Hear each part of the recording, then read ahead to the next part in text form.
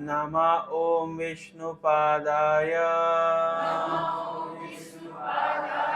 कृष्णपृष्ठाय भूतले श्रीमते भक्तिवेदांत स्वामिन् इति नामिने।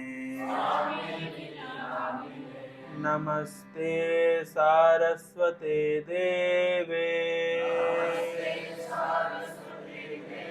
गौरवाणी प्रचारिणे निर्विशेष शून्यवादी पाश्चात्य देशतारिणे वाञ्छाकल्पतरुभ्यश्च कृपा सिन्धुभैव च पतितानां पावनेभ्यो वैष्णवेभ्यो नमो नमः। जय श्री कृष्ण चैतन्य प्रभु नित्यानंद श्री अद्वैत गदाधर श्रीवासादि गौर भक्त वृंद। हरे कृष्णा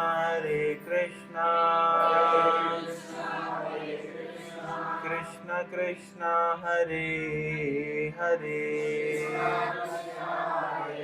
हरे राम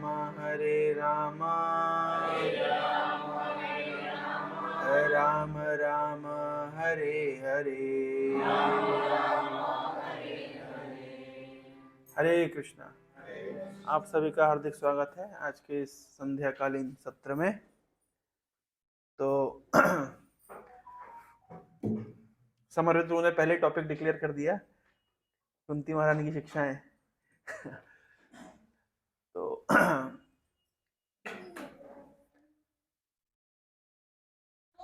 हम लोग जिस जगत में रहते हैं इसका नाम क्या है? भौतिक जगत।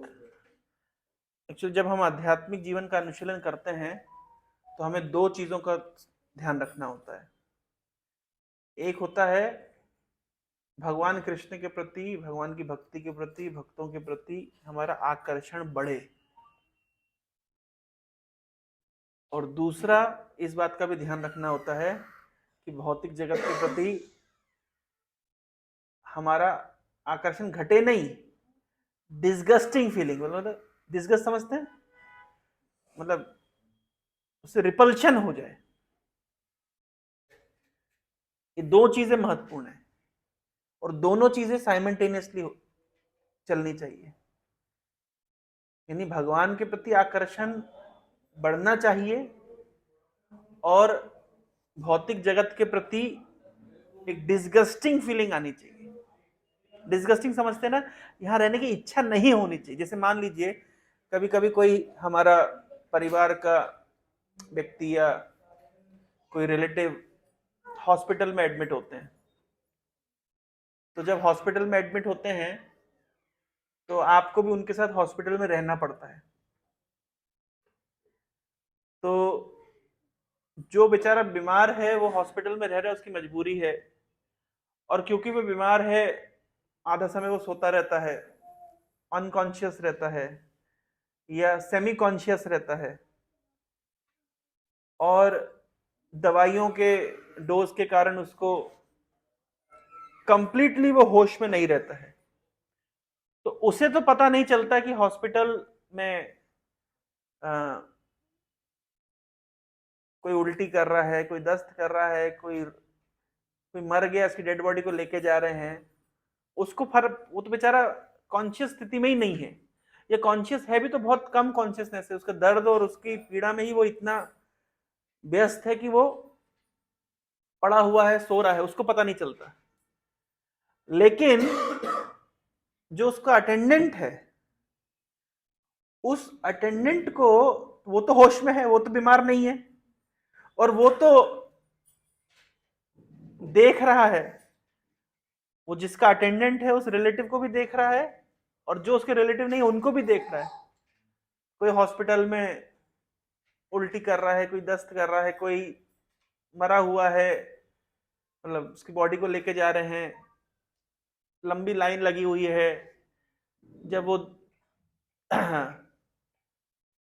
जो काउंटर होता है, अकाउंट्स का काउंटर होता है, उसके सामने कितनी लंबी लाइन लगी रहती है, और किसी को इंजेक्शन लग रहा होता है, कोई हाथ पैर बंधे हैं, किसी के टूटे हुए हैं, वैरायटी ऑफ भिन्न भिन्न वैरायटी के वो कष्टों को देखता है और अनुभव भी करता है कि कितना बुरी, तो डिस्गस्ट हो जाता है। एक होता है ना हॉस्पिटल में रहने की डिस्गस्टिंग फीलिंग हो जाती है, बदबू आ रही है, और फिर उसके बाद रात को उसको तो बेड नहीं मिलता ना बेचारे को, जो बीमार है उसको बेड मिलता है, जो अटेंडेंट को तो बेड नहीं मिलता, तो रात को नीचे कहीं बिछा के सोना पड़ता है। और उसमें भी अगर जनरल वार्ड हो तो, वैसे ही अगर प्राइवेट वार्ड भी हो तो भी दुख है, और जनरल वार्ड हो तो फिर तो कहना ही क्या। तो इसको तो डिस्गस्टिंग फीलिंग आती है, नहीं जाने की इच्छा करती है, लगता है कब भाग जाए यहां से। हम लोग भक्ति करते हैं, लेकिन हमको ये डिस्गस्टिंग फीलिंग भौतिक जगत के प्रति आती नहीं है। आती है क्या? किसी को है यहाँ पे? आई है कोई? कोई है यहाँ पे जो बोल सकता है डिस्गस्टेड हो गए, नहीं रहना इस जगत में? कोई है यहाँ पे भाग्यशाली इस प्रकार का? इतना एक्चुअली कठिन, इजी नहीं है वो डिस्गस्टिंग फीलिंग को भी कल्टीवेट करना। वो यद्यपि ऐसा आचार्य लोग बताते हैं कि भगवान के भक्तों के लिए तो विश्वम पूर्ण सुखायते, विश्व सुख से भरा हुआ है, ठीक है, लेकिन ये एक, इसको कहते हैं पैराडॉक्सियल, दोनों ही चीजें साइमल्टेनियसली चलती है। एक तरफ तो भगवान के भक्त को भौतिक जगत में भी आनंद है, लेकिन एट द सेम टाइम भौतिक जगत के प्रति डिस्गस्टिंग फीलिंग है, नहीं रहना है यहां से। नहीं तो क्यों प्रभुपाद जी बारंबार अपने ग्रंथों में go back home back to Godhead, go back home back to Godhead, ये रिपीट क्यों कर रहे हैं इतनी बार? इस स्टेटमेंट को रिपीट करने की क्या आवश्यकता है? रिपीट करने का कुछ तो उद्देश्य होगा ना। बारंबार हमारे शास्त्रों में, भगवत गीता में जैसे भौतिक जगत के लिए शब्द यूज किया गया है दुखालयम, दुखालय। जैसे भोजनालय में भोजन मिलता है, औषधालय में औषधि मिलती है, हिमालय पे बर्फ मिलती है, तो दुखालय में क्या मिलेगा? दुख मिलेगा। अगर कोई बोले नहीं नहीं मेरे जीवन में दुख नहीं है, वैसे तो कोई बोलता नहीं ऐसे, सबके जीवन में है, लेकिन अगर कोई है ऐसा दबंग व्यक्ति आकर बोले नहीं मेरे जीवन में दुख नहीं, मैं तो सुखी हूं, तो भगवान ने आगे बोल दिया वो आपका सुख कैसा है? अशाश्वतम, दुखालयम अशाश्वतम। अगर किसी को यह भ्रम है कि मेरे जीवन में दुख नहीं है, तो वो दुख, वो उसकी स्थिति कैसी है? वो अशाश्वत। अगर थोड़ा बहुत सुख भी है तो अशाश्वत है, लंबा समय टिकने वाला सुख नहीं। बारंबार हम पढ़ते हैं, हमारे आचार्यों के द्वारा सुनते हैं, गुरु वैष्णव वर्ग बताते हैं कि इस संसार में अगर कोई, जिसको हम सुख कहते हैं, वो दो दुखों के बीच का इंटरवल है। जो सुख है वो क्या है?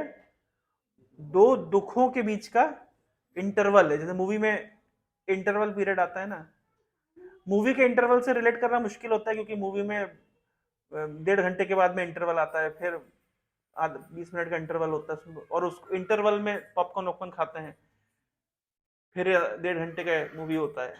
लेकिन कभी कभी आप देखिए, जब यूट्यूब के ऊपर बीच बीच में ऐड आता है, जब आपका प्रीमियम सब्सक्रिप्शन नहीं होता है ना, और वो स्किप भी नहीं होता है वो ऐड,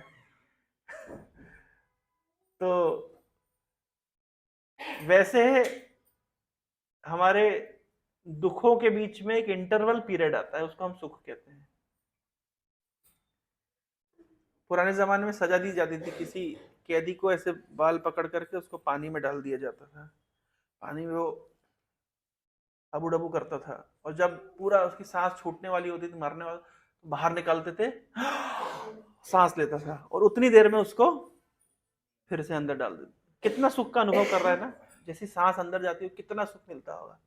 लेकिन वो सुख क्या है?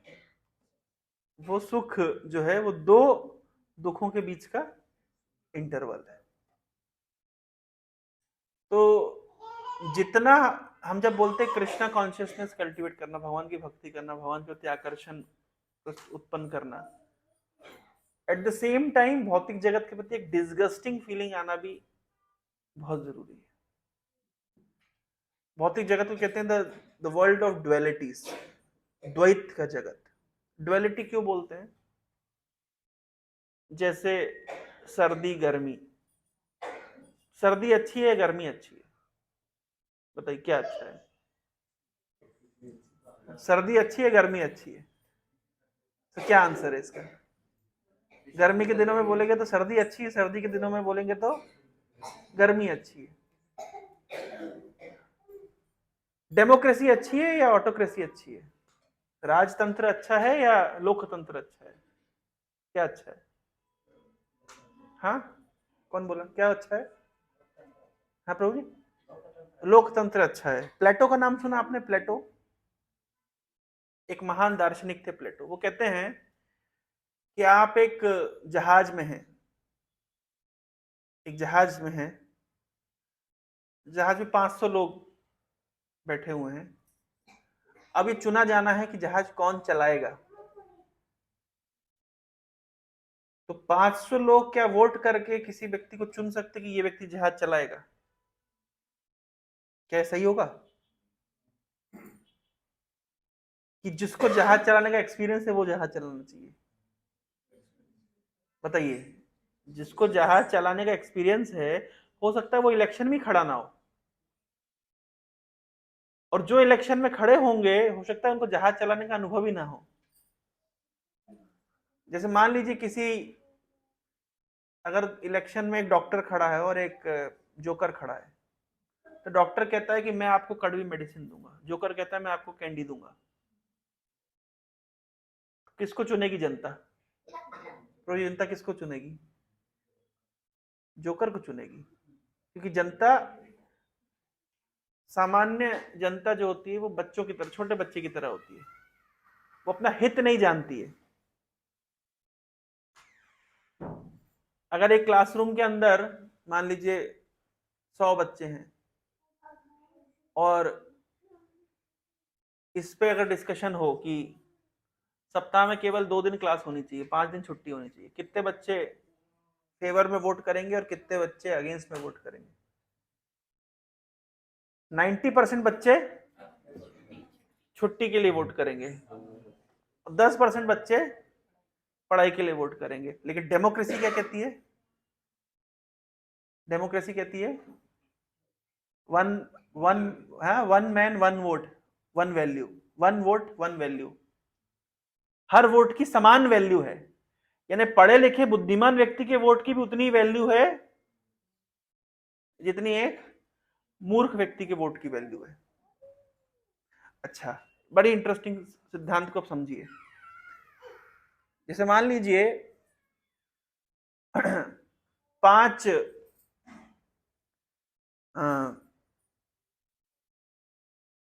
एक 5 लोगों का सेट है, तो उसमें आप एक आदमी से 400 रुपए लेकर के वो 4 आदमियों में बांट दीजिए, सबको 100 रुपए। तो 4 आदमी क्या करेंगे, वो ऐसे सत्ताधारी को, ऐसे राजा को चुन लेंगे, तो वो ऐसी नीति बनाएगा कि हर बार वो उस 5वें आदमी से 500 रुपए 400 रुपए टैक्स में लेगा और 100 रुपए इन 4 आदमी को बांट करके उनका वोट खरीद लेगा। तो यहाँ पे उस एक व्यक्ति के वोट की भी उतनी कीमत है जितना हर दूसरे व्यक्ति की वोट की कीमत है। ये डेमोक्रेसी का नुकसान है, और ये नुकसान आज धीरे धीरे हमारे सामने आ रहा है। तो बोले डेमोक्रेसी खराब है, तो क्या राजतंत्र अच्छा था? अगर राजतंत्र अच्छा था तो राजाओं को क्यों भगा दिया गया, क्यों मार दिया गया? फ्रेंच रेवोल्यूशन, रशियन रेवोल्यूशन, ये सब इतिहास में हमने पढ़ा है। क्योंकि राजा क्या करते थे, राजा शोषण करने लगे थे समाज का, जनता का, जिसके फलस्वरूप जनता के अंदर आक्रोश था, उन्होंने राजा को हटा दिया। तो फिर राजतंत्र हट गया तो लोकतंत्र आ गया। अब लोकतंत्र के अपने डिसएडवांटेज है कि जनता कभी भी ऐसे लीडर को नहीं चुनना चाहती है जो उनके हित का फैसला करे। ऐसा कहते हैं डिक्टेटरशिप अच्छी है क्योंकि कोई ना कोई तो होना चाहिए डिक्टेट करे सही क्या है गलत क्या है। युगांडा का एक डिक्टेटर था, उसका नाम था ईदी अमीन। वो नरभक्षी था, आदमी का मांस खाता था। वो कहता है I guarantee freedom of speech but I can not guarantee freedom after speech.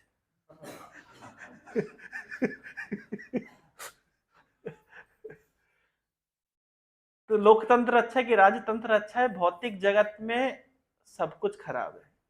आज हमारी चर्चा का विषय यही है कि गीला मल अच्छा है या सूखा मल अच्छा है? बताइए कौन सा मल अच्छा है? कौन सा मल अच्छा है? सूखा मल अच्छा है ना? कौन सा मल अच्छा है? गीला मल अच्छा है? कोई मान लीजिए मल त्याग किया तो अभी ताजा ताजा मल है तो गीला गीला मल है, 4 दिन वो सूख जाएगा तो सूखा हो जाएगा। प्रश्न है कि गीला मल अच्छा है या सूखा मल अच्छा है? तो भौतिक जगत की डुअलिटी के ऊपर चर्चा करना बिल्कुल यही चर्चा करने के समान है कि राजतंत्र अच्छा है कि लोकतंत्र अच्छा है, सर्दी अच्छी है या गर्मी अच्छी है, क्या अच्छा है। एक व्यक्ति अभी मेरे पास आया, अभी जस्ट आने से पहले उनसे मिलते हुए आया मैं। वो एक कंपनी में जॉब करते हैं, सरकारी कंपनी में, गवर्नमेंट जॉब है। अभी जस्ट आते आते उनने मुझे अपना दुख शेयर किया। उनकी शादी हुई, 1 साल विवाह चला, 5 साल से केस चल रहा है डाइवोर्स का, अब जाके डाइवोर्स हुआ। 25 लाख रुपए उनको देना पड़ा। अब मेरे से प्रश्न पूछ रहा है प्रभु जी अभी फिर से विवाह करूं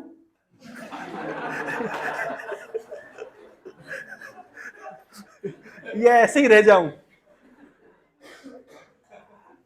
कह रहे ऐसे ही रहना मुश्किल है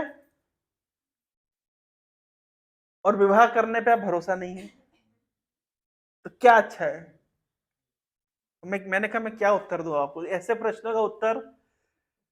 ये सारे प्रश्न कैसे हैं कि सूखा मल अच्छा है या गीला मल अच्छा है? अब समझिए, मतलब इस प्रकार के प्रश्न अगर कोई व्यक्ति लेके आता है तो हमारा दिमाग काम करना बंद कर देता है। मैंने कहा भाई आपका डेट ऑफ बर्थ और सब डिटेल भेजिए जरा, हमारे न्यूमरोलॉजिस्ट बैठे हुए हैं सत्य प्रकाश, वो जांच करवा लेंगे कि आपके भाग्य में क्या है। क्योंकि ये हमारे हमारे पास इसका उत्तर ही नहीं, हम क्या उत्तर दें। तो वास्तव में भौतिक जगत की कोई भी परिस्थिति अच्छी नहीं है, ये कन्विक्शन एक भक्त को होना चाहिए। मतलब आप समझ रहे, ये कन्विक्शन होना चाहिए। कुछ दिन पहले एक भक्त यहाँ पे आए थे, इसी क्लास में आए थे। तो कोविड में उनकी वाइफ एक्सपायर कर गई। उनका यंग बच्चा है, माता पिता बहुत दूर रहते हैं, नॉर्थ में रहते हैं। मतलब माता पिता में भी शायद मतलब है या पिता है, कोई एक है, और कोई भाई बंधुओं से ज्यादा कनेक्शन नहीं है।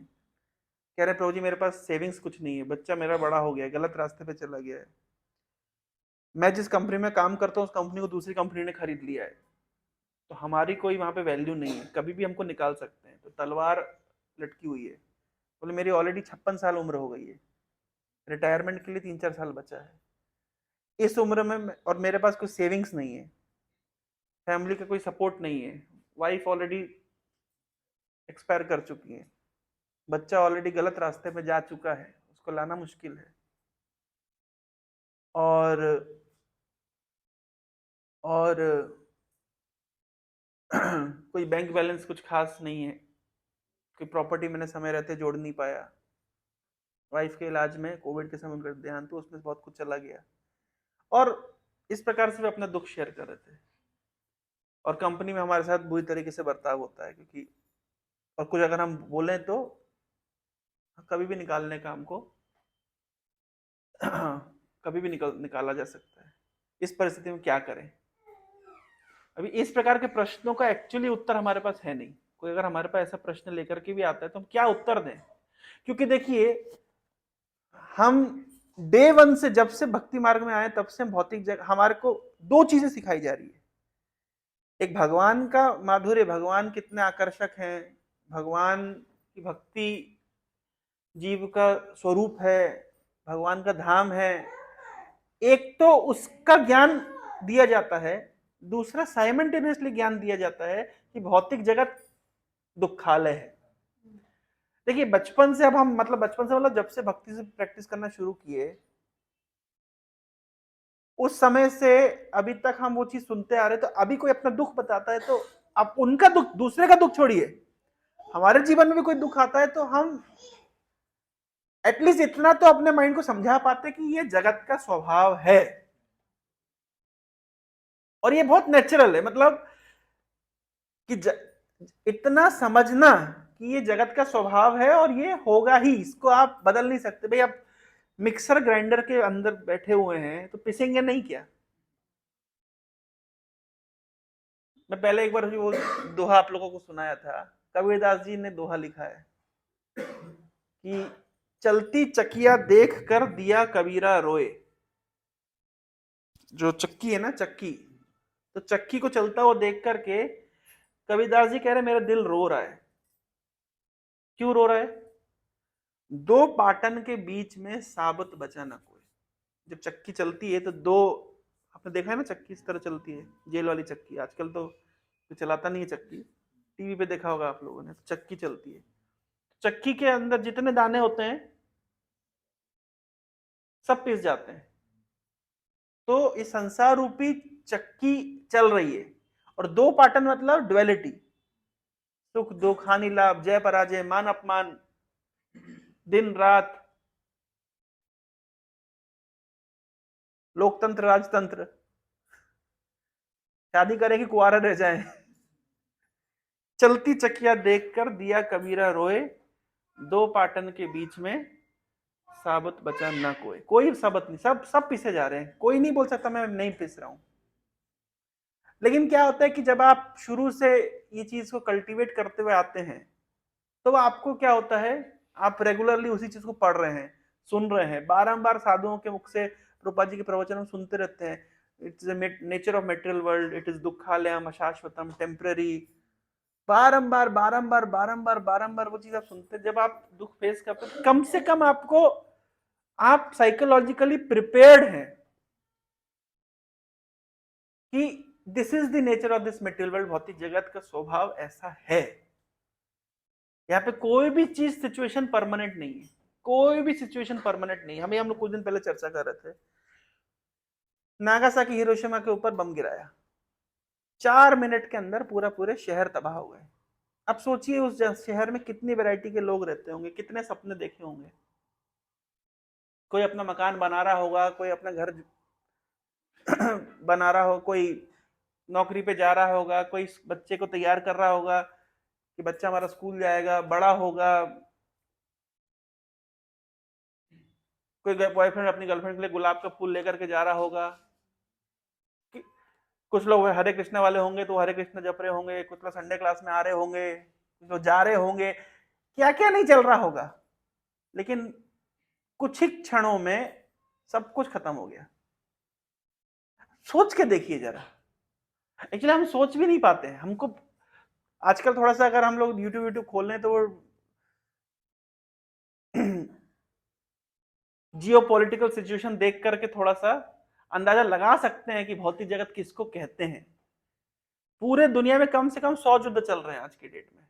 हम कह रहे हैं वर्ल्ड वार शुरू होगी, मैं तो कह रहा हूं चल रही है। कहां युद्ध नहीं चल रहा है? रशिया यूक्रेन के ऊपर युद्ध कर रहा है, यूक्रेन वाले रशिया को मार रहे हैं, बांग्लादेश में लोग हिंदुओं को मार रहे हैं, सऊदी अरब ने यमन के ऊपर अटैक किया हुआ है, अमेरिका ने वेनेजुएला के राष्ट्रपति को घर से उठा करके ले गया, उसके बेडरूम से उठा के ले गया। अब बताइए, कहां युद्ध नहीं चल रहा है? थोड़ा सोचिए, थोड़ा सोचने से। घरों के अंदर युद्ध चल रहा है, पड़ोसी अड़ोसी में युद्ध चल रहा है। ये आप देखिए ना, भौतिक जगत स्थिति। रूपाली चौराहे पे क्या हुआ 2 दिन पहले, 4 दिन पहले? पता है ना क्या हुआ आप लोगों को? आपको नहीं, आप लोग न्यूज नहीं देखते? एक्चुअली भक्तों को न्यूज देखना चाहिए, पता चले क्या हो। पता नहीं आपको क्या हुआ? मो बस खड़ी मतलब एक बस आगे खड़ी हुई, उसके पीछे ऑटो खड़ा हुआ, और एक मो बस आई, मो बस रुकी। अगर आप सीसीटीवी फुटेज देखें तो मो बस रुक गई। अचानक क्या हुआ, फिर चलने लगी, और उसने पूरे वो ऑटो को पूरा बर्गर के बीच का आलू बना दिया, चपटा टिक्की कर दी। सब मर गए, केवल जो शायद है, जो ड्राइवर था वो आगे बैठने से शायद एक बंदा निकल गया, जो भी है, बाकी सब चकनाचूर हो गए, फिनिश। और देखिए, अगर आप ध्यान से, ऐसा नहीं कि बहुत स्पीड में आ रही थी ठोक दिया, रुक गई गाड़ी। तो भगवान की काल शक्ति कैसे काम करती है, क्या उस समय उस ड्राइवर की बुद्धि में फिट बैठा होगा कि उसने ब्रेक के ऊपर से पैर हटा दिया, क्या किया?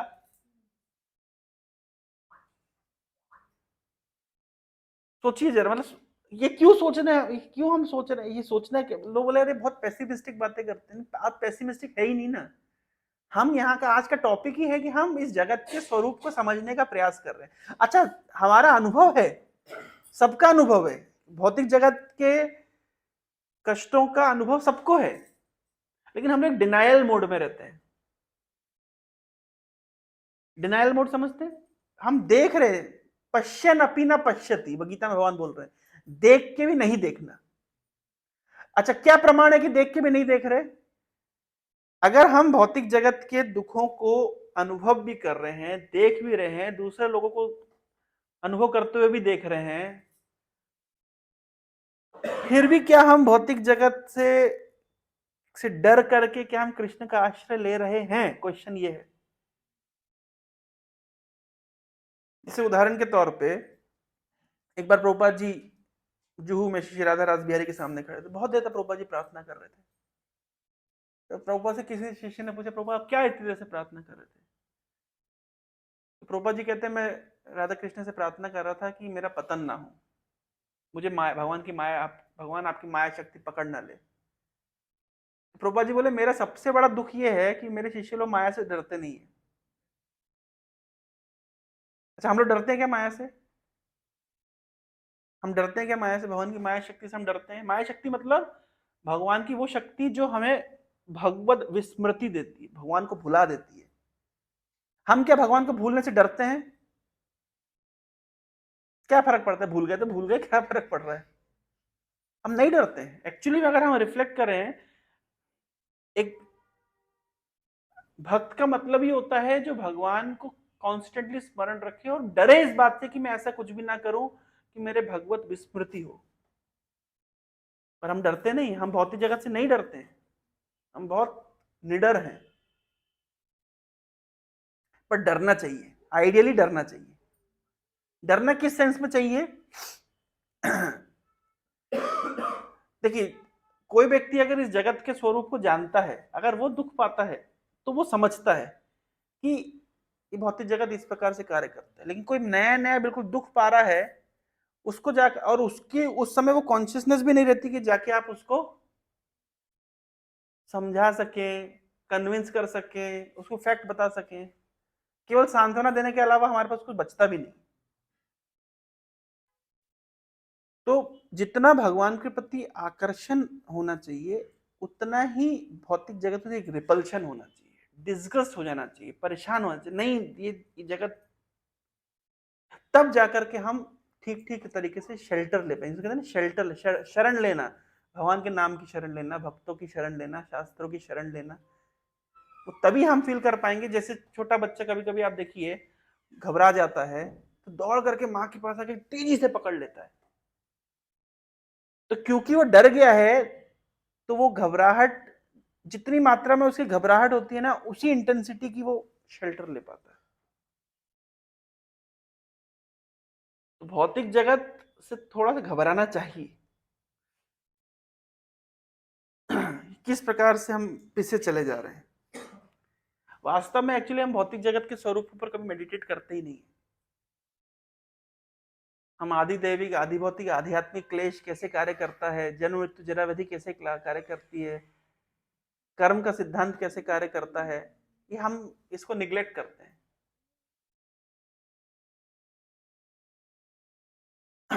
एक वीडियो में देख रहा था, झारखंड के पास में एक गांव, झारखंड में एक गांव है जहां से यूरेनियम निकलता है। वहां के जितने बच्चे हैं पूरे अपाहिज हैं और पूरा उनको ट्यूमर है, ऐसे ही बच्चे पैदा होते हैं क्योंकि वो पूरा रेडियो एक्टिव इलाका है। और इस संसार में हम देखते हैं बहुत धनी धनी लोग हैं, जो बड़े बड़े उद्योगपति हैं, जो उस जमीन का शोषण करके ये सब मिनरल्स निकालते हैं। कभी कभी हमें लगता है कि जो धनी व्यक्ति है, जो बड़े बड़े उद्योगपति हैं, हमें देख के लगता है कि कितना उनका ऐश्वर्यशाली जीवन है, पर हम भूल जाते हैं कोई व्यक्ति अगर इतना बड़ा ओहदे पे पहुंचा है तो उसने कितने लोग का शोषण किया होगा। ये जो बड़े बड़े उद्योगपति हैं, भारत का मैप देख करके उंगली रख देंगे मुझे ये जगह चाहिए,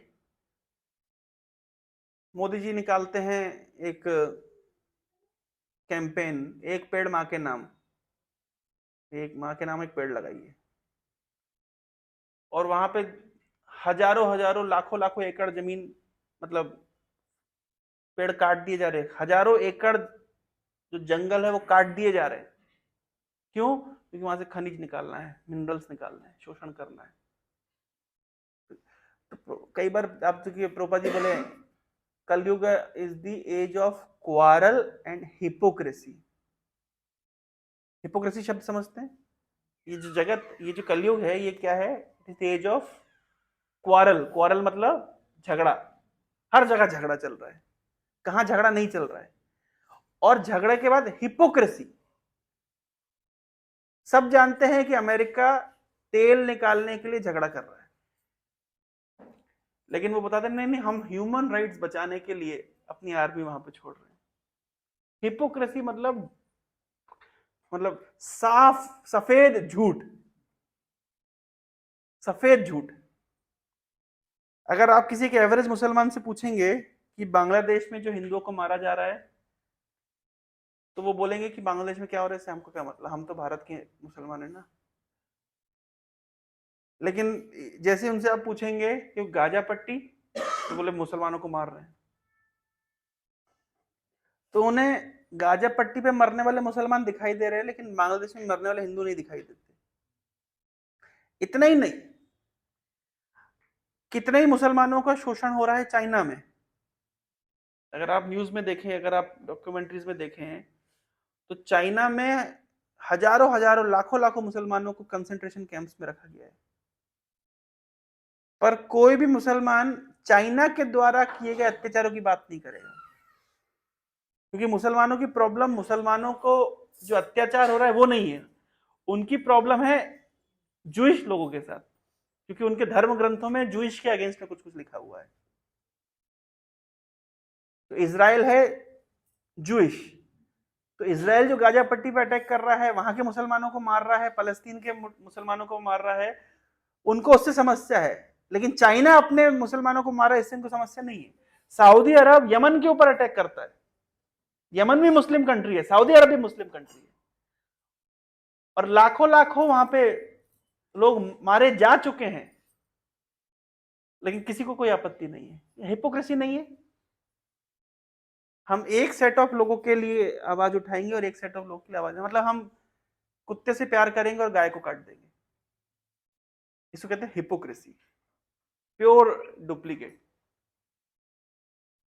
तो ये जो जगत, ये जो एक तो भौतिक जगत, वो सोने से सुहागा, उस पर कलयुग चल रहा है। इसको इसको हिंदी में कहावत होते हैं, करेला ऊपर से नीम चढ़ा। एक तो भौतिक जगत है, तो भौतिक जगत में चाहे सतयुग हो, द्वापर युग हो, त्रेता युग हो, कलयुग, कोई भी युग हो, भौतिक जगत के अपना ही स्वरूप है, अपनी एक गंदगी है, और उसमें भी कलयुग चल रहा है, the age of quarrel and hypocrisy. Hypocrisy मतलब साफ झूठ।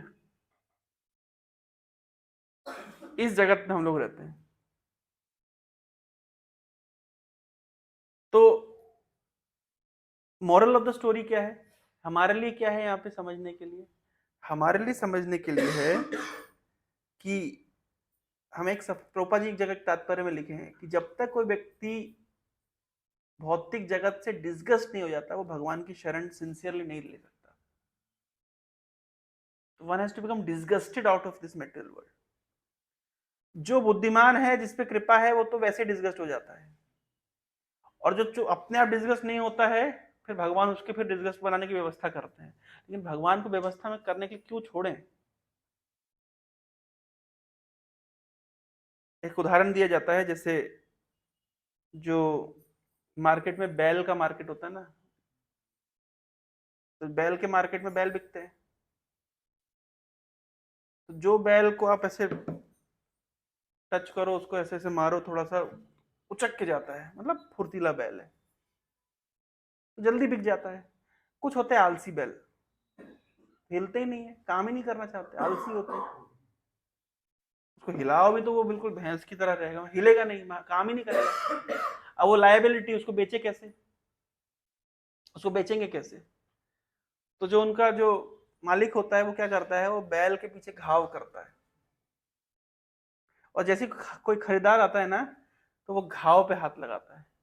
तो जैसे ही घाव पे हाथ लगाता है, तो वैसे ही बैल बड़ा फुर्तीले से भागता है। तो जो खरीदार होता है, उसको क्या लगता है, बढ़िया बैल है। लेकिन जब खरीद के लेकर के जाता है, तो पता चलता है कि इतना चीटिंग किया। तो आपके पास दो ही ऑप्शन है, एक तो फुर्तीला बैल बन जाइए, भगवान की सेवा में फुर्तीला फुर्तीला बैल बन जाइए। और अगर कोई लेजी बैल होगा, जो भगवान की सेवा में, भगवान की शेल्टर लेने के लिए लेजी रहेगा, नहीं लेगा शेल्टर, तो माया देवी क्या करेंगी, अच्छा घाव बनाएगी, और आपको फुर्ती के लिए फिर वो घाव के ऊपर वार किए जाएंगे, तब आपको फुर्ती दिखानी पड़ेगी। तो क्या बेटर ऑप्शन है, चाहे खुद ही फुर्तीला बन जाओ, या माया देवी के द्वारा घाव की प्रतीक्षा करो। सबको घाव लगे, एक्चुअली भौतिक जगत में कोई ऐसा नहीं जिसको घाव नहीं लगे, हर व्यक्ति पीड़ित है। लेकिन बुद्धिमान व्यक्ति वो है जो समय रहते हुए भगवान का आश्रय ले ले। मैं तो देखता हूं, हिपोक्रेसी की जब बात होती है, तो साधु संतों में कितनी हिपोक्रेसी है। मतलब बताइए, भारत के 99% साधुओं के साथ समस्या ये है कि वो बॉडीली कॉन्शियसनेस पे, वो बैठ करके हिंदू मुस्लिम करते हैं, वो बैठ करके बीजेपी कांग्रेस करते हैं। बड़े बड़े प्रख्यात साधु, यहां तक कि प्रतिष्ठित जो पोजीशन पर, जो सनातन धर्म की बागडोर जिनके हाथ में, शंकराचार्य जैसे साधु संतों के हाथ में, उनकी चर्चा का विषय क्या है, BJP versus Congress, Hindu versus Muslim, देसी वर्सेस विदेशी। ये तो बॉडीली कॉन्शियसनेस है। कितना हिपोक्रेसी की मात्रा देखिए। ये साधु संत लोगों को शारीरिक चेतना से ऊपर उठना चाहिए, वे उसी शारीरिक चेतना में बात कर रहे हैं कि ये हिंदू है, ये मुसलमान है, ये देसी है, विदेशी है। अरे आज जो देसी है वो कल जन्म लेगा विदेश में, जो विदेशी वो आज जन्म लेगा देश में। लेकिन ये चर्चा का विषय है। श्रील प्रभुपाद जी के एक शिष्य थे, भक्ति तीर्थ महाराज, वो अफ्रीकन अमेरिकन थे। अफ्रीकन अमेरिकन मतलब उनकी जड़ें अफ्रीका से थी, उनका जन्म अमेरिका में हुआ था। उनके पूर्वजों को दास प्रथा, स्लेवरी, उनको लेकर के आया गया था अफ्रीका से। तो हम जानते हैं कि ये काले और गोरे का भेद होता है, रेसिज्म जिसको कहते हैं। एक बहुत प्रख्यात गीत था, है ना, काले गोरे का भेद नहीं, हर दिल से हमारा नाता है। सुना आप लोगों ने ये गीत? हाँ, भारत का रहने वाला हूँ, भारत की बात सुना। सुना आपने गीत? उसमें लाइन आती, काले घोरे का भेद नहीं, मतलब काले गोरे का भेद, वेस्टर्न वर्ल्ड में काले और घोरे का भेद होता है। तो इनका जन्म हुआ था जिस स्थिति में, ये अफ्रीकन अमेरिकन थे, काले थे, तो बचपन से इन्होंने वो रेसिज्म देखा है। यद्यपि मार्टिन लूथर किंग ने रेसिज्म को हटाने का बहुत प्रयास किया, लेकिन फिर भी आज भी अगर आप अमेरिका में देखेंगे तो रेसिज्म है, आज भी है। मतलब इतने समय के बाद भी आज भी, जैसे हमारे देश में भी आज भी जाति प्रथा है, तो जब ये प्रभुपाद जी की पुस्तकों के संपर्क में आए और प्रभुपाद जी की पुस्तकें पढ़ी इन्होंने, और जब जाना कि शरीर और आत्मा में अंतर क्या होता है, तो काफी ज्यादा कन्विंस हुए। तो उन्होंने ये जिस परिवार में जन्म लिए थे, ये स्लम एरिया में जन्म लिए थे, स्लम एरिया वहां पे, और अमेरिका में अस्त्र शस्त्र रखना लीगल है, हर व्यक्ति बंदूक रख सकता है अपने घर पे। तो ये जिस परिवार में, जहां पे जिस स्थिति में जन्म लिए थे, वहां ये हर दिन ये हिंसा देखते हुए बड़े हुए हैं, कोई किसी को मार देता है। और क्योंकि इस्लाम एरिया में गरीबी में इन्होंने जन्म लिया, तो वहां तो हिंसा ज्यादा होती है। आज भी अगर आप देखेंगे अमेरिका में, तो जो मैक्सिकन्स हैं और जो अफ्रीकन अमेरिकन है, उनके बीच में ज्यादा हिंसा होती है। जो व्हाइट लोग हैं उनके बीच में हिंसा ज्यादा नहीं होती है, क्योंकि ये जो ब्लैक लोग हैं इनको हमेशा से, जैसे हमारे यहाँ नीची जाति के लोगों को हमेशा से सप्रेस करके रखा गया, वहां पे ब्लैक लोगों को हमेशा सप्रेस करके रखा, तो उनके अंदर एक आग है, एक हिंसा है। ना एजुकेशन प्रॉपर है, ना इकोनॉमिक मतलब वहां पे फाइनेंशियल पोजीशन की कमजोर है, तो वे लोग ज्यादा हिंसा करते हैं। तो ये इस परिस्थिति में बड़े हुए थे, और ये हकलाते थे, स्टेमरिंग की प्रॉब्लम थी उनको। लेकिन जब ये चर्च में जाते थे, तो चर्च में अगर ये कुछ ईश्वर के विषय में बोलते थे, तो उनकी स्टेमरिंग नहीं होती, धारा प्रवाह बोल जाते थे।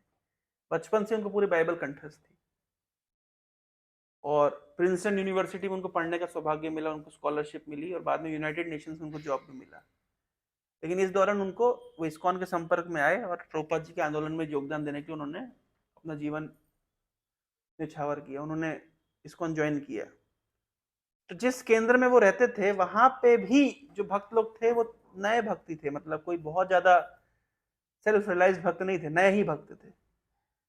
तो नए भी भक्त थे, तो इसलिए उनको, वो व्हाइट थे, ये ब्लैक थे, तो थोड़ी मात्रा में उनको ये झेलना पड़ता था रेसिज्म। तो एक बार प्रभुपाद जी के संपर्क जब आए, तो प्रभुपाद जी को उन्होंने कहा कि स्वामी जी, मैं तो समझता था कि आपकी संस्था में ये सब नहीं होता, आपकी पुस्तकें पढ़ करके, तो लेकिन हम तो देख रहे हैं आपकी संस्था में भी ये भेदभाव चलता है। तब प्रभुपाद जी ने कहा कि देखिए, मैं मानता हूं कि जो मेरे शिष्य हैं वो अभी इतने मैच्योर नहीं है, वो आत्म साक्षात्कार की स्थिति में नहीं है, वो सेल्फ रियलाइज नहीं है, वो अभी भी बॉडीली कॉन्शियसनेस में है, तो वे भेदभाव करते हैं, मैं मानता हूं उनकी गलती है। लेकिन आप उनके भेदभाव से प्रभावित होते हैं, इसका अर्थ है कि आप भी उसी स्थिति में। वो आपको बोलते हैं तुम ब्लैक हो, और आप मान जाते हैं कि मैं ब्लैक हूं। अरे आप ब्लैक नहीं हो, आप आत्मा हो, लेकिन आप तो उनके द्वारा प्रभावित हो रहे हो। इसका मतलब क्या है?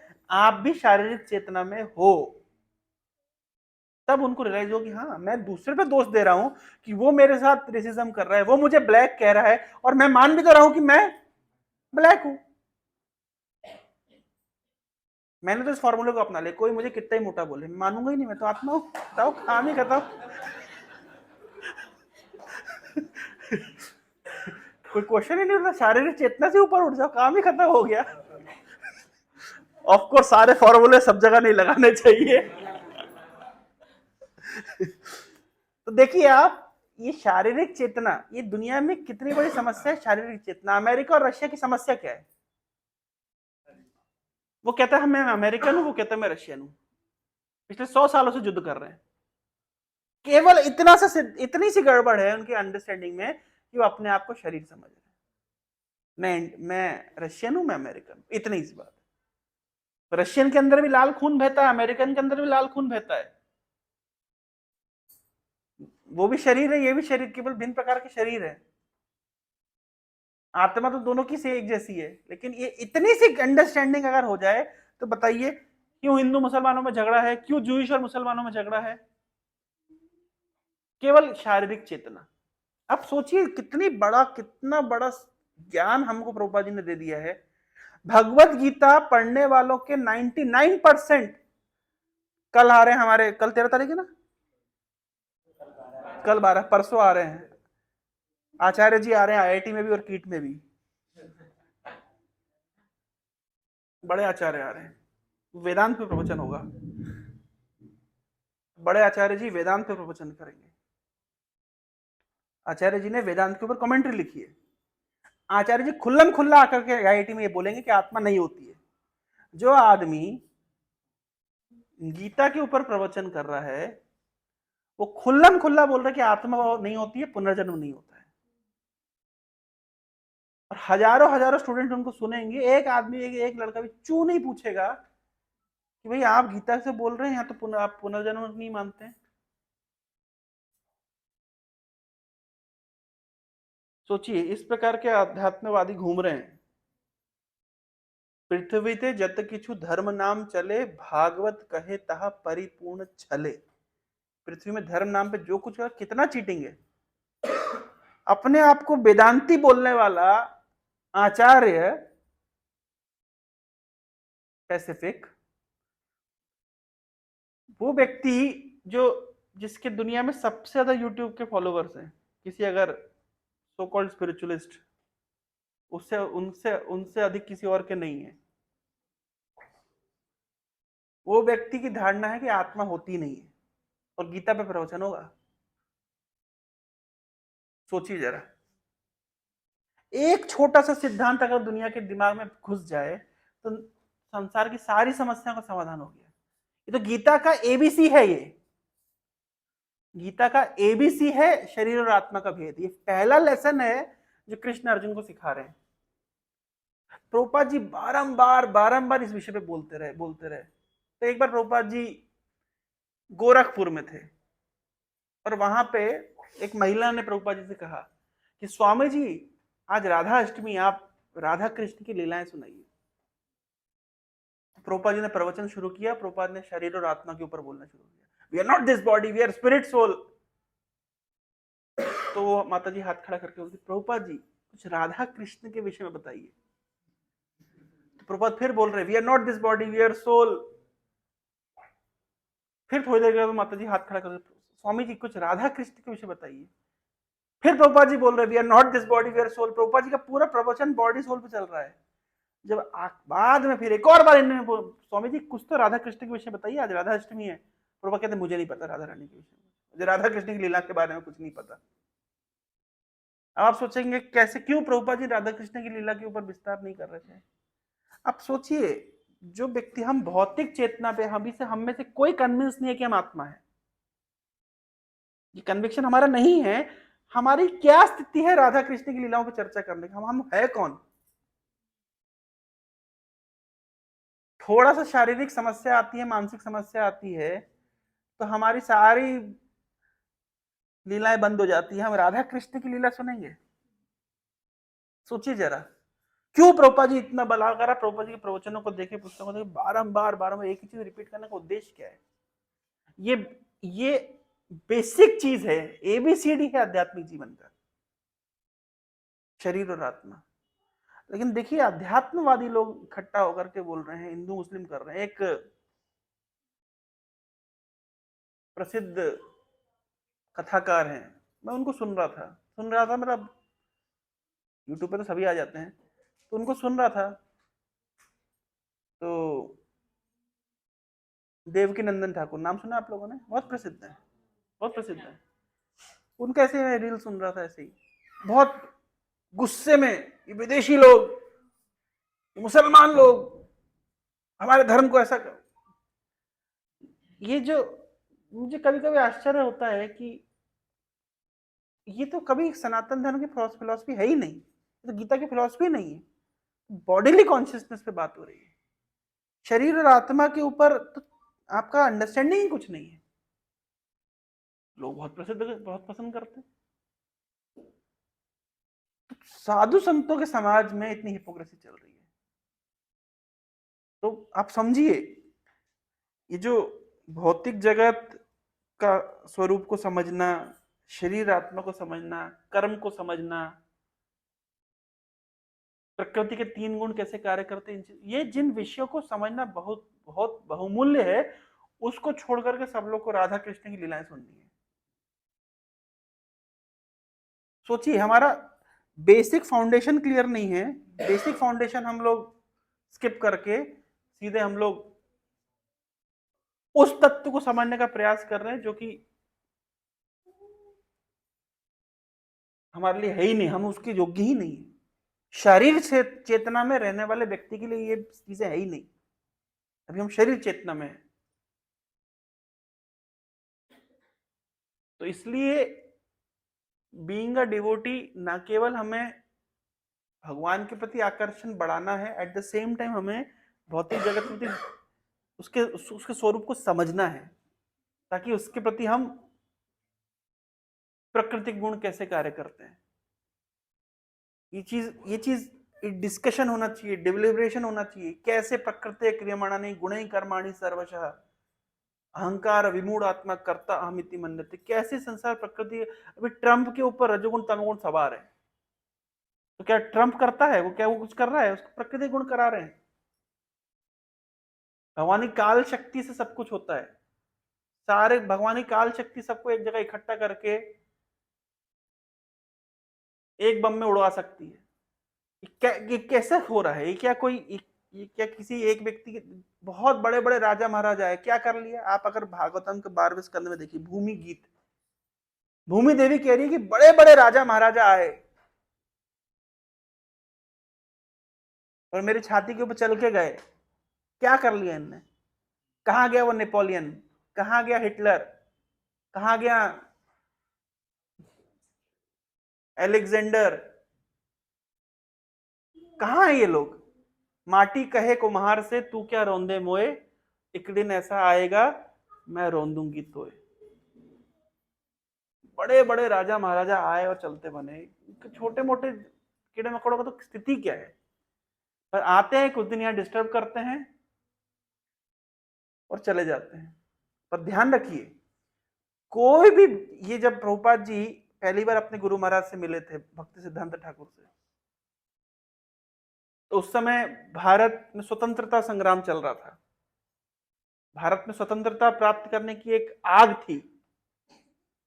गांधी जी अपना आंदोलन चला रहे थे, सुभाष चंद्र बोस अपना आंदोलन चला रहे थे, और Prabhupada ji Scottish church college से थे, उनके एक साल सीनियर थे सुभाष चंद्र बोस। और प्रभुपाद बहुत एक्टिव थे सुभाष चंद्र बोस के साथ में, उनके प्रवचन, उनके भाषण सुनने जाते थे, और गांधी जी के भाषण सुनने जाते थे। और अपना सर्टिफिकेट भी नहीं लिया था उन्होंने, जो उन्होंने डिप्लोमा किया था स्कॉटिश चर्च कॉलेज से, अपना सर्टिफिकेट भी नहीं लिया था। अभी रशिया करू लेके गए थे सब डिवोटीज को, है ना, लेके गए थे अलग अलग जगह, Scottish church college, Prabhupada ji का स्कूल, प्रभुपाद जी का कॉलेज। तो वो आग थी। और जब पहली बार भक्ति सिंह ठाकुर से मिले, तो भक्ति सिंह ठाकुर कहते हैं कि आपको कृष्ण भक्ति का प्रचार करना चाहिए। तो तुरंत एक बुद्धिमान युवा के रूप में उन्होंने प्रश्न पूछा कि आज हमारे देश की जरूरत क्या है? आज हमारे देश की जरूरत है पहले स्वतंत्रता, हम परतंत्र हैं, हमारे इस संदेश को सुनेगा कौन? पहले हम आजाद हो जाएं, फिर गीता भागवत का प्रचार कर लेंगे। ये तर्क रखा था प्रभुपाद जी ने अपने गुरु के सामने। तो भक्ति सिद्धांत ठाकुर ने दो बातें बोली। उन्होंने कहा कि राज करने वाले बदल जाएंगे, लेकिन राजनीति नहीं बदलेगी। और ये गीता भागवत का जो प्रचार है, ये किसी भी पॉलिटिकल राजनीतिक सिचुएशन के लिए, राजनीतिक स्थिति के द्वारा रोका नहीं जा सकता, उसके लिए वेट नहीं कर सकता। राजनीतिक सिचुएशन टेम्परेरी चलती रहेंगी। आज बताइए, जो चीज आज घटना हो रही है अमेरिका के साथ में, 50 साल पहले ब्रिटेन के साथ में, बड़े बड़े जो राज है, एम्पायर्स हैं, तो एक समय में ग्रीक एम्पायर बहुत उन्नति पे था, एक दिन मिट्टी में मिल गया। एक समय ब्रिटिश एम्पायर उन्नति में था, ब्रिटिश एम्पायर का सूरज कभी डूबता नहीं था, फिर एक दिन वो मिट्टी में मिल गया। तो अमेरिका किस खेत की मूली? 2-4 साल में वो भी मिट्टी में मिल जाएगा। सबको मिट्टी में मिलना ही है। एक पीक सिचुएशन आती है। बड़े बड़े विजय माल्या को हम देखते हैं, एक समय तक से खुद का प्राइवेट जेट था, अभी खुद वो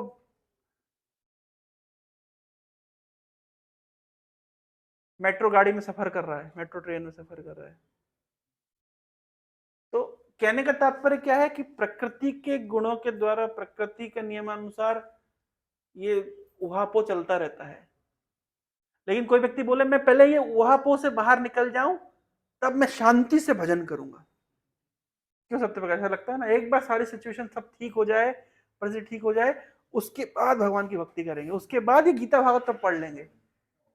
कोई अगर ये सोच रहा है कि समुद्र में लहरें आना बंद हो जाए, उसके बाद जब सब सेटल हो जाएगा तब मैं शुरू करूंगा, ये कभी नहीं हो सकता। हम लोग हमारे निजी जीवन में देखते हैं कि हमारे पास 100 प्रकार की सेवाएं आती है, 100 प्रकार के काम आते हैं, 100 प्रकार की चीजें आती है, हमको लगता है पहले सब सेटल कर दें फिर आराम से बैठ कर मैं भागवत पढ़ूंगा। कभी नहीं हो सकता, हो ही नहीं सकता, होता ही नहीं है। ऐसा होता है ना, विशेष रूप से जब मैनेजमेंट करते हैं, आप सेंटर चला रहे हैं, मैनेजमेंट इज ऑलवेज लगता है कि एक बार सब चीज सेटल कर दो, उसके बाद मैं शास्त्र पढ़ूंगा, उसके बाद मैं प्रचार करूंगा। मैनेजमेंट कभी खत्म नहीं होता। क्यों? क्योंकि भौतिक जगत की समस्या कभी खत्म ना हो ही नहीं सकती है। इतने दिनों में हम नहीं देख पा रहे हैं। आप सोचिए ना, मतलब कोई व्यक्ति अगर 80 साल का भी हो गया है तो उसको लगता है कि अभी बस थोड़ा सा काम धंधा सब निपटा दूंगा, फिर तो शांति से मैं भजन करूंगा। कभी नहीं होता। क्या मतलब, लेकिन इल्यूजन देखिए आप, सबको ऐसा लगता है जैसे जो एल्गोरिदम, जैसे भौतिक जगत का एल्गोरिदम और रील्स का जो एल्गोरिदम है, बिल्कुल आप रील देखते जाते हैं, आपको लगता है बस एक ही देख लूं, थोड़ा एक देख लूं, एक और देख लूं, एक और देख लूं, अभी बस थोड़ा देख करके सेटल हो, फिर आराम से एक बार देख लिया उसके बाद। ये सबको अनुभव है ना, भौतिक जगत की रील ऐसी काम करती है, बस ये प्रॉब्लम सॉल्व कर दूं, ये कर दूं, बस उसके बाद तो मैं आराम से, फिर बचा ही क्या है। एक बार बच्चे सेटल हो जाए, एक बार घर की सिचुएशन सब, एक बार फाइनेंशियल स्टेबिलिटी आ जाए, तब मैं शांति से भजन करूंगा। स्टूडेंट यही सोचता है, जॉब वाला यही सोचता है, जो जॉब ज्यादा समय कर ले, रिटायरमेंट के बाद तो यही करना है। फिर पूछ लीजिए रिटायरमेंट वालों से, कर पाते कि नहीं कर पाते। कोई व्यक्ति अगर फोर्सफुली अपने आप को निकाल करके भगवान की भक्ति में ना लगाए तो वो नहीं कर पाएगा। मतलब हमारे पास कितने एक्सक्यूज है। तो ये जो भौतिक जगत के सिस्टम को हम क्यों समझने का प्रयास कर रहे हैं, ताकि समझ लें कि ये ऐसा ही डिजाइन किया गया है, इल्यूजन क्रिएट किया गया है कि बस अभी बस सेटलमेंट होने ही वाला, अभी बस एडजस्टमेंट होने ही वाला, अभी बस स्टेबिलिटी आने ही वाली है, जो कभी नहीं आने वाली है। क्या भगवान ने डिजाइन किया है ना, सोचने वाली बात है। तो ये समझने का उद्देश्य क्या है, जिस स्थिति में है आज, जिस स्थिति में अभी, जिस स्थिति में, वहां से निकाल करके अपने आध्यात्मिक जीवन के लिए हमको समय निकालना चाहिए। हल्दर महाराज बहुत अच्छी बात बताते हैं। महाराज बताते हैं कि कोई व्यक्ति अगर जिस भी परिस्थिति में है, अपनी परिस्थिति से अगर वो भगवान के लिए समय निकालने लग जाए, फिर भगवान उसके लिए अलग से समय बचाने के लिए खुद लग जाते हैं। क्या मजेदार कॉन्सेप्ट है ना। सोचिए जरा, आपके लिए, आप केवल जिस भी स्थिति में, वहां से आप समय निकाल लीजिए भगवान की भक्ति के लिए, बहुत सारी चीजें भगवान आपके समाधान कर देते हैं। ये आप लोग जिस भी कर अनुभव होता है ना, कई जगह पे जिन कुछ चीजों को करने के लिए दूसरों को कितना कितना समय लगता है, भगवान के भक्तों के लिए हमारा प्रत्यक्ष अनुभव में आपको बता रहा हूं। हम लोग गए थे भीमा शंकर ज्योतिर्लिंग का दर्शन करने, पुणे डिस्ट्रिक्ट में है। तो अब हम जब लाइन देखे, वो पूरे पहाड़ी पे चढ़ के गए, तो लाइन देखी तो 2 किलोमीटर लंबी लाइन, 2-2.5 किलोमीटर लंबी लाइन। हाँ, इतना पेशेंस तो हमारा नहीं है लाइन में लगेंगे तो, क्योंकि जो भीमा शंकर ज्योतिर्लिंग का जो स्ट्रक्चर है, अब एक एक व्यक्ति जाएगा, निकल करके बाहर आएगा, बहुत टाइम जाएगा। मुझे लगा था कम से कम 15 घंटे से कम नहीं लगता, इतनी लंबी लाइन थी। अब हम करें कि अब हम पहुंच तो गए, और इतना पेशेंस भी नहीं हमारा। हमने कहा अब तो भाई मृदंग करताल उठाओ, जहां तक पहुंचेंगे पहुंचेंगे। तो हम पूरी लाइन को बाईपास करते हुए और बढ़िया मृदंग करताल बजाते हुए, नाचते हुए और रुक रुक करके सबको नचाते हुए, हमने कहा हमारी ड्रेस का कभी तो बेनिफिट उठाएं। करते करते उड़ीसा होता ना, लोग हमको चप्पल से मारते। ये तो मैं गारंटी में कितनी बार बोला, अगर उड़ीसा होता तो लोग पिटाई करते हमारी। तो बेचारे मराठी लोग सिंपल सरल लोग होते हैं, हम नाच रहे तो वो भी नाच रहे। करते करते करते हम पूरा 2 किलोमीटर लंबी लाइन को, किसी को बाथरूम में बंद कर दिया आप लोगों ने। देखिए भौतिक जगत में कितना कष्ट है।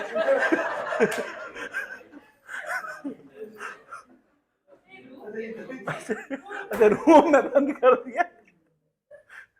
कोई नहीं है?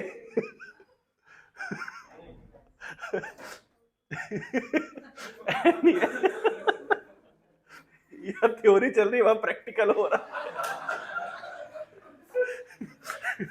तो हम लोग कीर्तन करते करते करते करते 2 किलोमीटर लंबी लाइन जा करके अब हम तो सरेंडर कर दिए, बिल्कुल मंदिर के सामने लाइन लगी हुई है, हमारा कोई भरोसा नहीं, अब तो हम तो कीर्तन कर रहे हैं। हमने लगाया हमारे एक लड़के को, भाई जाके बात करो, बोलो महाराज जी आए हैं, थोड़ा जाना है, दर्शन करना है। उसको लगा दिया, उसने कहा क्या कि व्यवस्था करते कराते और किसी पंडे पुजारी को पकड़ पकड़ के जैसे जैसे करके हमको ले गया दर्शन, बिल्कुल शिव जी के हमने दर्शन किए, बिठा दिया उन्होंने हमको बढ़िया आसन में, बेलपत्र चढ़वाया, जल चढ़वाया, ठंड के मौसम में शिव जी को हमने ठुटरती हुई ठंड में उनको पानी दिया। हमें भी ठंड लग रही, शिव जी को भी ठंड लग रही, वो बोला डालो, हमने डालते गए। और उसके बाद में कर कुरा के दर्शन करके और हम फिर वापस आए। वापस जाएं कैसे, क्योंकि सेम लाइन को हमको फेस करते हुए जाना है, और हमको कैसा लगेगा उन लोगों को कि हम गए और बढ़िया दर्शन करके आ गए वो खड़े। तो हम फिर ना संकीर्तन करते हुए और थोड़ा अपना सिर को नीचे करते हुए, कि नहीं तो ज्यादा उनकी आंख में आंख डालकर खुशी जाहिर करते हुए जाएंगे तो लोग गलत भी समझेंगे, बददुआ भी देंगे और मारेंगे भी। वो तो लेकिन बेचारे अच्छे लोग थे, साधु संतों का सम्मान करते, हम दर्शन करके आ गए। ये टेक्निकली ठीक नहीं है, लेकिन हमारे को भी तो, हमारे पास समय बहुत लिमिटेड है, समय सबका लिमिटेड है, लेकिन देखिए हम तो भगवान को भरोसा, थैंक यू बोलते हैं कि भगवान ने हमको समय बचा लिया। मैं ये एक एग्जांपल दे रहा हूं एक दर्शनीय स्थल का, लेकिन आप निजी जीवन में भी देखेंगे भगवान आपके समय को कहां कहां कैसे कैसे बचा लेते हैं, क्योंकि आपने अपने समय को बहुत इंपॉर्टेंट जगह पे लगाना है। भगवान प्रकृति को थोड़ा सा डायरेक्शन देते हैं कि भाई देखो इनको इंपॉर्टेंट जगह पे समय लगाना है, यहां से तुम इनको फ्री करो। कई बार होता है डॉक्टरों के सामने लाइनों में, कई बार, मतलब मैं हॉस्पिटल हो या बैंक, कई बार आप अनुभव करेंगे कि आपका थोड़ा थोड़ा थोड़ा सा समय भगवान बचवा देते हैं। क्यों? क्योंकि आपने निश्चय किया कि आपको इस सही समय को सही जगह पे लगाना है। क्यों? क्योंकि भक्ति जब हम करते हैं तो भगवान डायरेक्टली भक्त के साथ रेसिप्रोकेट कर रहे हैं। तो कभी हमको ये एक्सक्यूज देने की जरूरत नहीं है कि अभी एक बार चीजें स्टेबल हो जाएगी तब हम भक्ति करेंगे। तो स्टेबल अभी तो होने वाली है नहीं, तो उसके लिए वेट नहीं करना चाहिए। अभी जिस स्थिति में है, कैसे कैसे हम और हमारे भक्ति को बढ़ाएंगे, कैसे हमारे एंगेजमेंट को बढ़ाएंगे, इस पे हमको हमेशा लगे रहना चाहिए। तो ये सम एंड सब्सटेंस है। फिर हम देखेंगे कि भगवान किस प्रकार से रेसिप्रोकेट कर रहे हैं। हरे कृष्णा। समय बहुत हो गया है, तो एनीवे, तो क्या कौन सा मल अच्छा है, गीला मल अच्छा है, सूखा मल अच्छा है?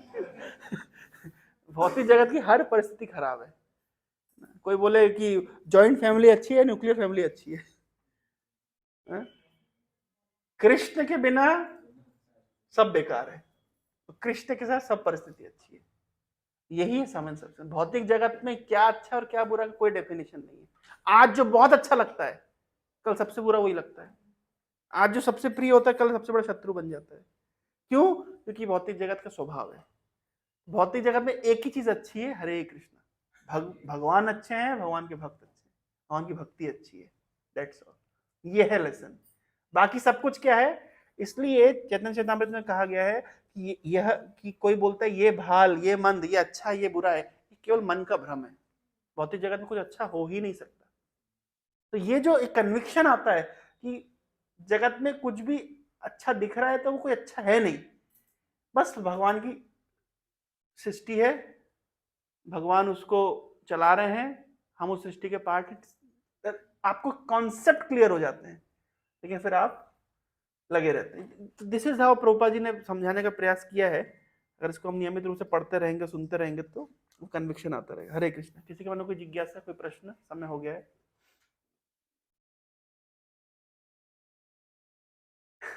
सबके पास भगवत गीता है? किसके पास नहीं है? कोई ऐसा जिनके पास भगवत गीता नहीं है? सबके पास है। भागवतम सेट सबके पास है? किसके पास नहीं है? भागवतम सेट नहीं है आप लोग के पास? तो कब आ रहा है? कब आएगा मतलब जी भागवतम सेट आपके घर में? अच्छा अच्छा, तो 14 जनवरी को एक भजन संध्या का आयोजन किया गया है। तो आप लोग भगवान के नाम में अपने आप को एब्जॉर्व कर सकते हैं। शाम 6 बजे से मकर संक्रांति के संध्या को, तो आप सभी का स्वागत है। और क्या है? यस, 25 तारीख संडे को पटिया सेंटर का एनुअल फंक्शन है। 4 साल हो जाएंगे हैं, 4 साल। तो 4th एनुअल फंक्शन है, तो आप सभी को आना है, सपरिवार आना है, पड़ोसी आना है, मित्र आना है, और सबको लेकर के आना है। और 1 अप्रैल से 5 अप्रैल मायापुर यात्रा है, सबको जाना है, कंपलसरी है। वीकेंड आ रही है, वीकेंड है।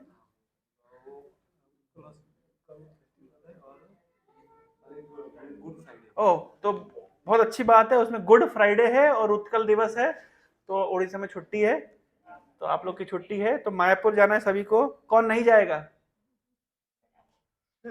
हैं माता जी, आप नहीं जाएंगी? क्यों? ये क्या होता है? माता जी मार लीजिए छुट्टी, कुछ बोल दीजिए, कर लीजिए। भगवान देखिए, आप इच्छा करिए, भगवान व्यवस्था करेंगे, देखते जाइए। आज के प्रवचन का सार ये है, आप इच्छा करिए, आपको छुट्टी मिलेगी। तो मायापुर यात्रा है 1 अप्रैल से 5 अप्रैल, तो सबको जाना है। कौन मायापुर नहीं गया है? आप नहीं गए? आप नहीं गए? आप लोग नहीं गए? तो अभी चलना है मायापुर। बस बस माता जी, साथ में चलना है, साथ में जाने का अलग मजा है। आप में से कौन नहीं गया मायापुर? आप नहीं गए मायापुर? अरे आप कब जाएंगे? तो सबको जाना है, और केवल आप लोग को नहीं जाना है, पूरे परिवार को लेके चलिए, जितने लोग को ले जा सकते हैं सबको लेके चलिए। हरे कृष्ण।